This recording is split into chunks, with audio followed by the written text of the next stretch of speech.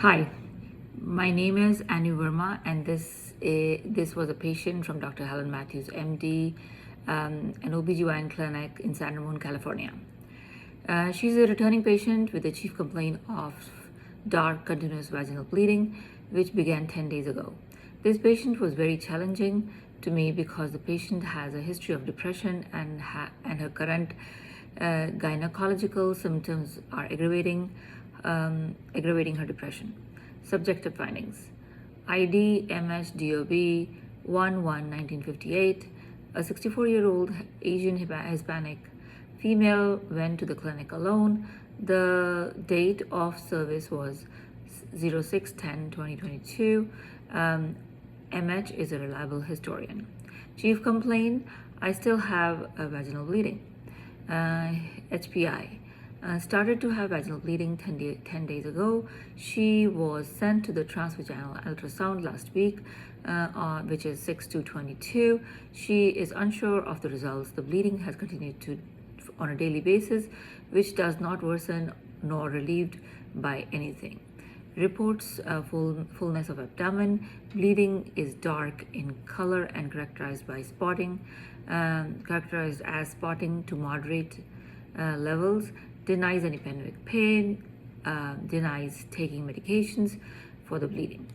Past medical history is depression, diagnosed on 1/5/2021, postmenopausal in 2007. Surgeries: denies that. Hospitalization: denies. Allergies: no known allergies. Gynecological and OB: menarche at the age of 13, G2P2, normal vaginal delivery, menopaused at age 49. Medications: Zoloft 50 mg PO once daily for depression, and melatonin 3 mg PO once daily for postmenopausal. Immunizations up to date. Family history: mother deceased at 70 due to cervical cancer.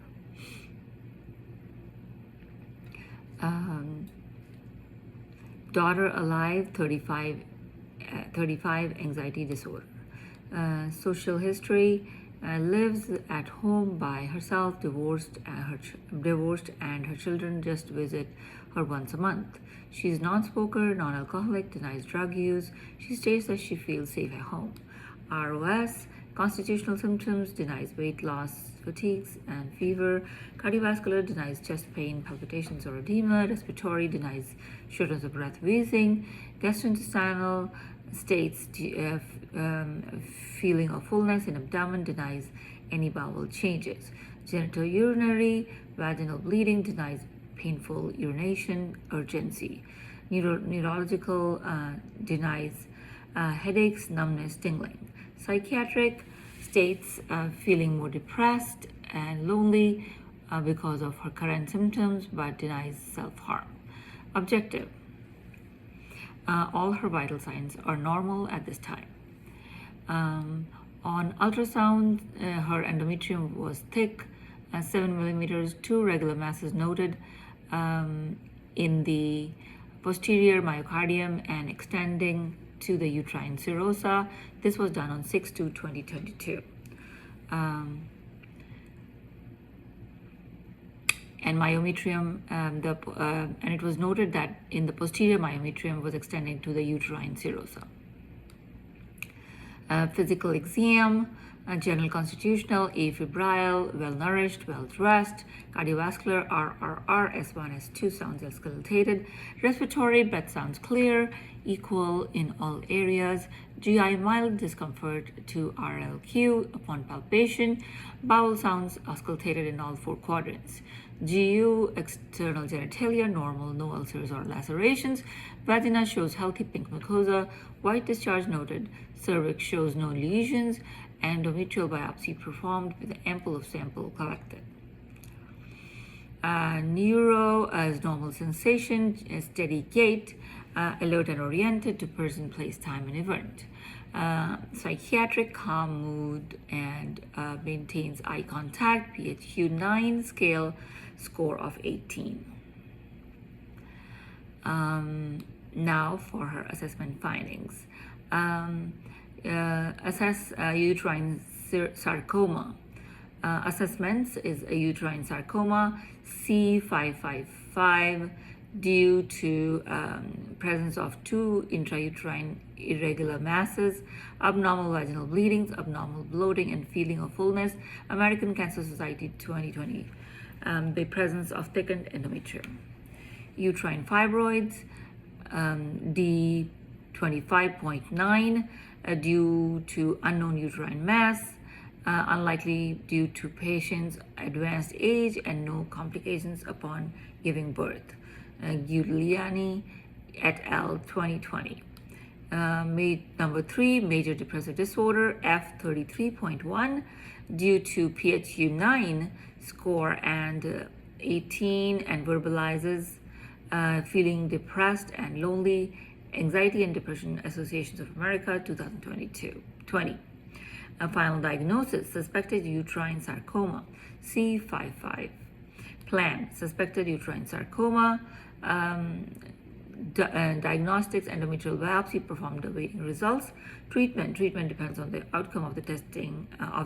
Education, adding stressful information to an already depressed person can lead to worsening symptoms. Advised patients to be patient while waiting for results and first steps. Ensure patient has a social worker. Major depressive disorder, diagnostics, prior history of depression, PHQ-9. Treatment is increased Zoloft 200 milligrams to help her depression. Discuss the side effects such as headache, nausea, diarrhea, dry mouth, increased sweating, feeling nervous, fatigues, feeling of insomnia. Education is encouraged to resume counseling with a therapist, discuss relaxation techniques like listening to the music to prevent feeling of loneliness, encourage her to resume doing things she regularly enjoys, such as gardening or painting. Discuss it to be open with her children about her present condition for her family support. Suggested a get-together with friends to avoid feeling of loneliness. Referrals, likely to gynecological, oncologist, a psychiatrist, and a social worker. Follow-up plan would be depending on the results of the endometrial biopsy. If positive, MH will be directed to a gynecological oncologist. If negative, the plan will be to schedule a hysteroscopy. I will follow up with her in 4 weeks and follow up on depression symptoms and medications effectiveness. Advise to go to ED with any thoughts of self-harm or severe vaginal bleeding, which is more than 1 pad in 1 hour. I collaborated with the patients by letting her express with both the positive and negative feelings, discussed her alternative options like relaxation techniques to prevent feeling of depression. Gene Watson's caring processes were considered by me being present for her, showing her a concern for her health condition and following up calls whenever needed. My care was holistic because of the following. I considered the patient's preferences and gave her the options she can consider to help her with her symptoms. Number 2, provided appropriate health education. Number 3, provided emotional support. Number 4, discuss options to provide family and friends involvement in the care. Thank you so much.